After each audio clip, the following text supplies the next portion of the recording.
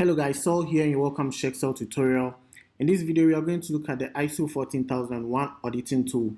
So this is the fourth of the series of videos we've made on our auditing tools. However, this is specific to environmental management system. So if you subscribe to the ISO 14001 standard, then this is the best template to use to audit to environmental management system. So without wasting time, let's get straight into the features. Now, this is a table of content where users can use for easy navigation within the workbook. All you need to do is just click here and be directed to the specific page or sheet. Now, over here is the approved list where you provide the list of root causes. We've already provided action priority for you, which is high, medium, and low, and action status, which is open and close.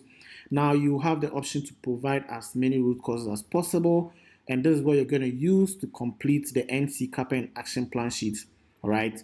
Now, this is the audit scoring criteria, which is based on the standard audit findings, which is compliance, OFI, minor and major NC. Now, take note, NC simply means non-conformance. So you have the definitions right here and then the actions that you need to take. Now, this is the main audit checklist, and this is based on the standard clauses and sub-clauses and the various reference numbers, to the various questions that fulfills the requirement of the clauses, basically. And it's actually covers all the clauses from context, which is clause 4, all the way to improvement, which is clause 10. All right. Now, this section it has been dedicated for those who want to take a deep dive by providing more information in terms of expectations, whether in a form of documented information. You can do that here. In case you don't need this column, you can simply, hide the column. All right. Now, this section has to do with the audit findings, where you're providing responses to the various audit questions by denoting it with X. All right. So once you do that, all major and minor NCs get transferred here on the NC, CAPA, and action plan automatically. Now, this section is dedicated for audit evidence or the audit, the notes that you'll be providing to justify the findings that you've identified, and then any opportunity for improvement. Now, this section is all based on calculations, and you have no business here because the sheet has been password protected.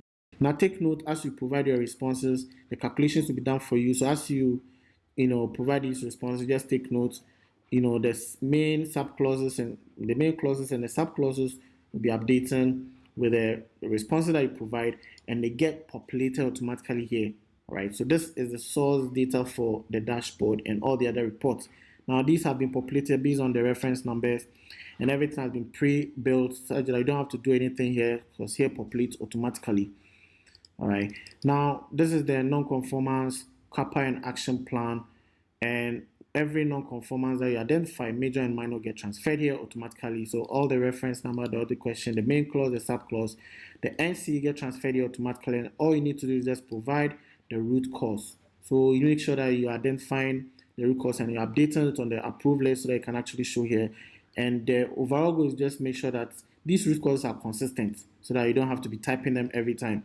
All right. Now, once you identify the root cause, you provide a corrective action and preventive action, assign it to somebody responsible, set a target date, and the days due will be tracked automatically for you.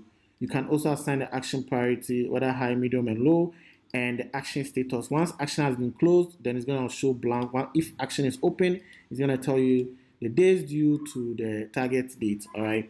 Now, once you have the checklist populated, the audit summary populated for you with the latest updates, the non-conformance also, updated for you, then all you need to do is just go to the data tab on the menu and click on refresh all. So refresh all will update, the entire dashboard and all the other reports within the workbook. So these are specific reports that we use to create a dashboard. You can actually use them for internal communication. So this has to do with the compliance to various clauses within the ISO standard and the various audit findings that have been identified from the audits that you carried out as pertaining to various clauses of the standard.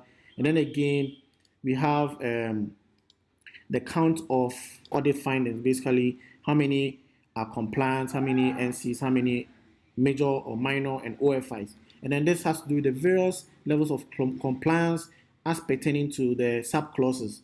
All right. So you can actually use this to filter and to whichever clause that you want to look at. Like if you click on evaluation, you're going to see all the sub clauses and evaluation and the level of compliance. So that's just about it. And again, you have the action status, whether open and close, and that is coming from the non-conformance, correct CAPA and action plan.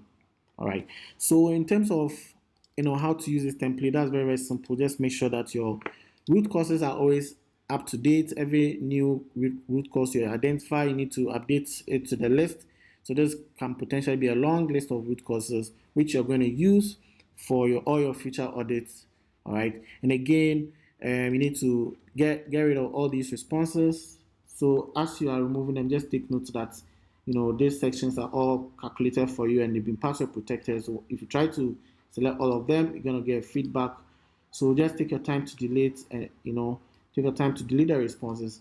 And once you delete all these responses, you're gonna realize that they get removed here automatically, especially all the ones that are related to minor and major NC. So assuming that you've gotten rid of all the data, all you need to do is just go to the data tab and you click on refresh all. And because there has been some changes in the checklist, you can see that the dashboard has updated. Now, if we cleared the entire data, then nothing is going to show here. All right. So let's assume that we've brought the data back. So let's simply bring back the data that we removed. All right. And take note that the minor and the major NCs have now been introduced again, and you'll find that this section will populate. All right. So that's what this template is all about. It helps you to streamline your audit process or whichever audit you carry out. This template is going to streamline the whole process as far as the environmental management system is concerned.